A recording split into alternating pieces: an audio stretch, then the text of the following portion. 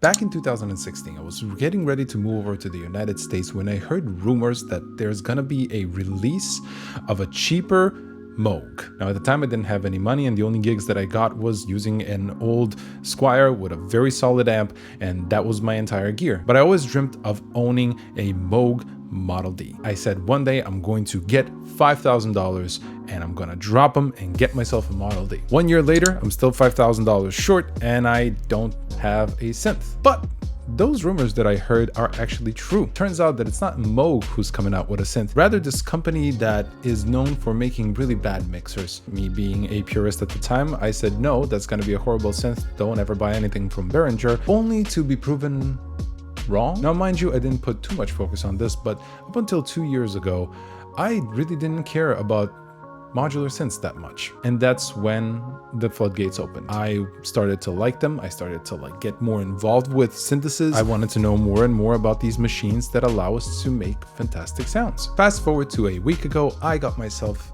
a Behringer Model D. This is a synth that is fantastic. It is great, and it is not for me. And there's two reasons for that. One of them is very simple, but the other one is a little bit more complicated. But for now, I wanted to do a quick review and tell you how I spend my time with this machine.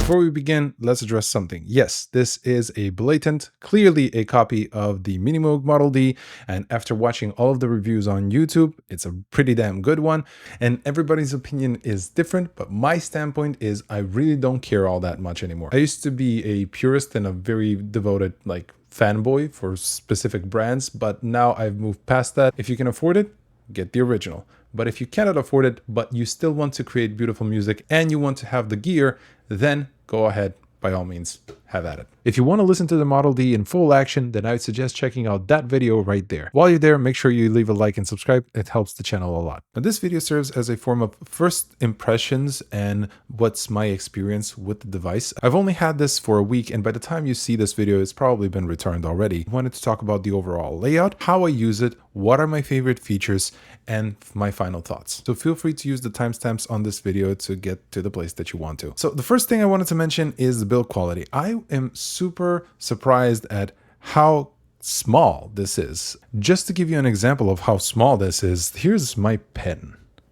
And you could tell that this guy is not that big. Almost 2 pens and that's it. That's the entirety of the synth. It is shocking to me that they managed to put such a big beast in such a small form factor. I consider this to be more on the compact size, but that does not take away from the feel of the knobs. The knobs are very solid and the entire unit feels very sturdy. It also can be taken out from this little casing and used in a Eurorack module. And definitely the biggest pro is the legendary sounds. There's only 2 cons to this entire machine that I personally am not a fan of. And no, it's not the constant tuning. I actually am fine with tuning the machine, and I think that it makes it sound way nicer to have it be out of tune. It kind of mimics a human voice. We have to warm up before we are ready to perform. The 2 things that I'm not a fan of actually is the switches themselves. They feel very, very wonky to the point where I don't want to touch them. And that was my main gripe with this, is every time you flick one of these switches, it really does feel like it's going to break at any point. The knobs, the casing, the device itself feels very sturdy, but the moment you flick one switch and immediately you're like, ugh, did I break something? The other thing that I feel is a con for this unit is I feel that the connections here are a little bit loose, because when I place a patch cable in anywhere here, even though it does provide a satisfying click, it does feel like they're just a little bit loose. It's just the smallest amount of being not there. But apart from those 2 things, this is a fantastic device. I've had a lot of fun using it. Let's get into the layout of the entire device. First is your oscillator section, or the oscillator bank, and it houses 3 VCOs. All of them come with different ranges and also different types of sine waves, ranging from triangle to pulse wave. As a first-time buyer, I'm surprised that I didn't see any sine waves, but honestly, I'm not complaining. Next is the mixer section, where you can mix in the 3 VCOs as well as external in volume with some overload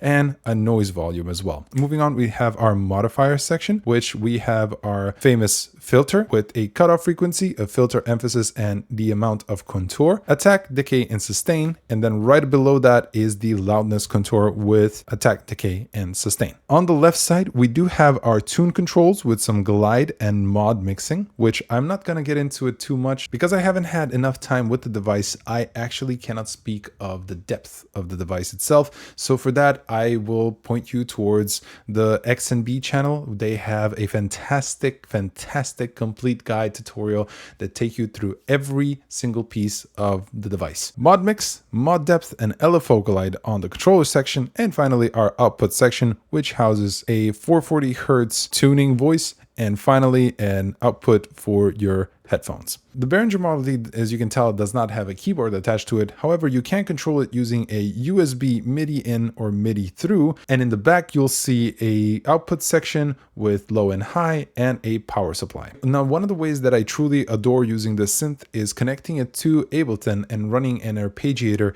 and then twisting all the knobs and see what's going to happen. Word of caution, if you're going to be purchasing this synth, make sure you have some sort of a controller, whether that's MIDI or USB, something that's going to control this synth, because the synth itself does not create the sound, if that makes sense. I have a couple of arpeggiated chords running in the background, and when I turn on this switch, we get our sound. By turning this knob, we get the different octaves, and by turning this knob, we get a different waveform. Now, it's easy to get lost in all of this, and since I'm not pairing it up with other instruments, I don't bother with tuning it. But the only way that you would tune this is actually you would turn on the voice over here, which gives you a sine wave, which is tuned to 440 Hertz. And you would use that to then tune the one oscillator. Now, as you can tell here, there are 3 oscillators in total. The first oscillator has its own tuning knob, and the other 2 oscillators are tuning based on the first oscillator. If you tune this guy to 440 Hertz, the rest of them will follow suit. You can definitely use these 2 knobs to detune the sound and actually get a very, very thick sound.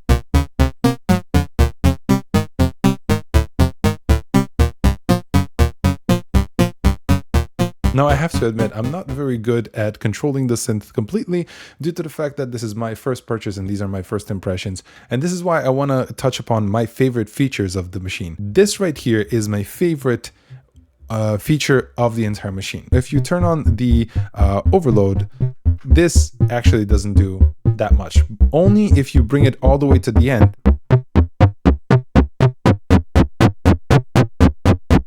do we start to get a nice overdriven sound. Now, it doesn't seem as usable right now, but in the context of a full song, this can be a fantastic fat low sound, a lead, or an arpeggiated background. I loved pairing it up with Baby Audio's Baby Come Back delay, which sounds like this.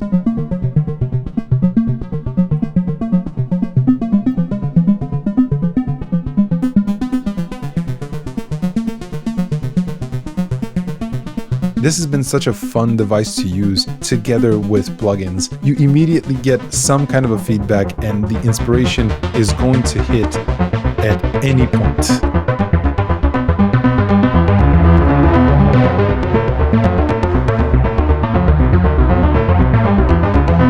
One other feature that I truly love, although I am a tiny little bit disappointed, is the patch bay. It is fantastic and super fun to use, but sometimes it does feel like I need more. I need more modules, and I feel like that's the Eurorack hole that we all intend to fall into.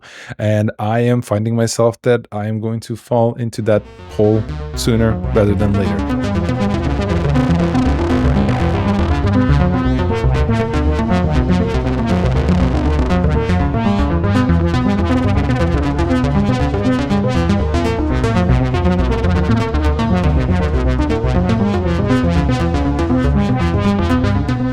The Behringer Model D, after 10 years, is still a fantastic, fantastic instrument for anybody who likes thick bass, powerful leads, and a gateway into modular synths. But unfortunately, I will be returning this piece of gear because of two reasons. The first one is a bit of a personal preference. It does not spark an idea for me. I find it a little bit difficult for myself to set it up, and that is completely fine. In my current state, I do not have the luxury to take 15 minutes or 30 minutes away from my day to set up one piece of gear so I can record it. By the time the inspiration is gone and I don't have the space in my room to place and use this device. And again, don't get me wrong, not that this is not fun to use, it's just not what I'm drawn to at the moment. And while I would gladly keep this just in case, I sadly can't keep it because of the second reason. That being that my cat Navi had surgery recently and I can't afford to hold on to this synth. I hope this video was helpful. A special thanks to my YouTube members, Patreons, and Twitch subscribers.